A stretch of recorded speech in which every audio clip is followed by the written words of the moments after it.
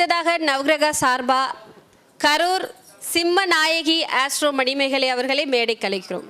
குருவே நமக. சபையில் வீட்டிற்கக்கூடிய அனைத்து ஜோதிட சொந்தங்களுக்கும், யூடியூபில் பார்த்து கொண்டிருக்கக்கூடிய அனைத்து நேயர்களுக்கும் கரூர் ஆஸ்ட்ரோ மணிமேகலையின் அன்பான வணக்கம்.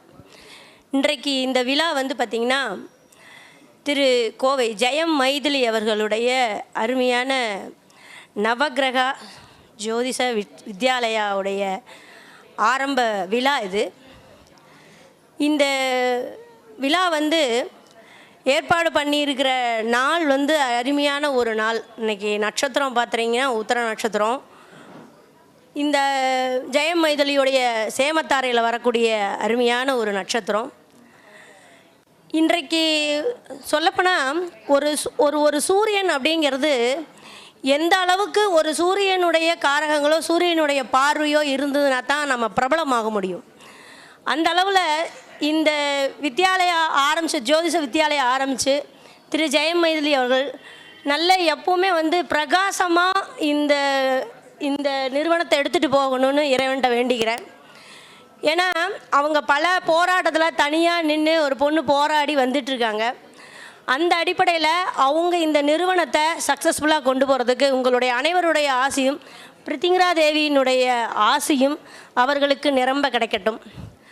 இப்போ சூரியன்னு சொல்லிட்டோம். அப்படி சொல்லும்போது ஒரு சூரியனை பற்றி ஜோதிட ரீதியாக ஒரு 2 டிப்ஸ் கொடுத்துட்டு நான் விடைபெறேன்.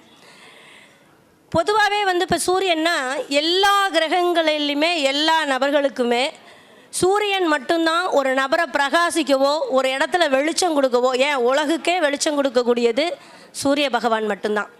அந்த அடிப்படையில் நம்ம ஜோதிஷத்தில் என்ன சொல்லுவோம்னா, ஒரு லக்னாதிபதி போய் சூரியனை தொட போச்சு அப்படின்னா, அதாவது லக்ன புள்ளிக்கு அடுத்தது சூரியன் இருந்தது அப்படின்னா அவங்க உண்மையாலுமே வாழ்க்கையில் ரொம்ப ஒரு பிரபலமாக வரக்கூடிய ஜொலிக்கக்கூடிய ஒரு அம்சம் பெற்றவர் அப்படிங்கிறது உண்மை. அதாவது சுக்கிரனை தொட்டுச்சுன்னா ஸ்டார்னு சொல்லுவோம், அது வேறு விஷயம்.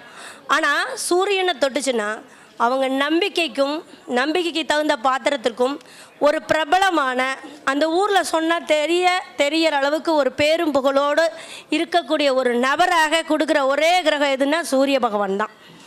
அந்த அடிப்படையில் இப்போ லக்னாதிபதி சூரியனை போய் தொட்டாலும் சரி, எந்த கிரகங்கள் சூரியனை தொடுதோ சூரியனை பார்க்குதோ அந்த கிரகம் பிரபலமாகும்.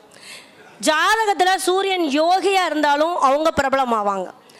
கவர்மெண்ட்டு அவங்களுக்கு ரொம்ப ஃபேவராக இருக்கும். அரசு சம்மந்தப்பட்ட அரசியல் சம்மந்தப்பட்ட தலைவர்கள் சம்மந்தப்பட்ட ஒரு மேனேஜ்மெண்ட் பவர் மிக்க அனைத்து போஸ்டிங் கொடுக்கறது சூரியன் தான். இன்றைக்கி அந்த மாதிரி ஒரு நட்சத்திரத்தில் ஒரு சேமத்தாரையில் மைதிலி மேம் இந்த நிறுவனத்தை ஓப்பன் பண்ணியிருக்காங்க. இந்த ஜோதிஷ வித்யாலயாவை நிறுவியிருக்காங்க. இது அதே மாதிரி பேரும் புகழோடு காலத்தால் அழியாத பிரகாசமான ஒரு நிறுவனமாக வரணும்னு சொல்லி வேண்டிட்டு, அதே மாதிரி ஜாதகத்துலேயும் சரி யோகியாக இருந்தாலும் சரி சூரியன் யாருக்கு லக்னாதிபதி போய் சூரியனை தொடுது, எந்த கிரகம் சூரியனை தொடுதுன்னு பார்த்தீங்கன்னா அந்த நபர் பிரபலமாக இருக்கிறதையும் அரசு சம்மந்தப்பட்டதில் உதவி ஆதாயங்களோடு இருக்கிறதையும் நம்ம பார்க்கலாம். இந்த டிப்ஸை இன்றைக்கி எல்லாத்துக்கும் சொல்லி எனது சிற்றுரையை நிறைவு செய்கிறேன். நன்றி, வணக்கம்.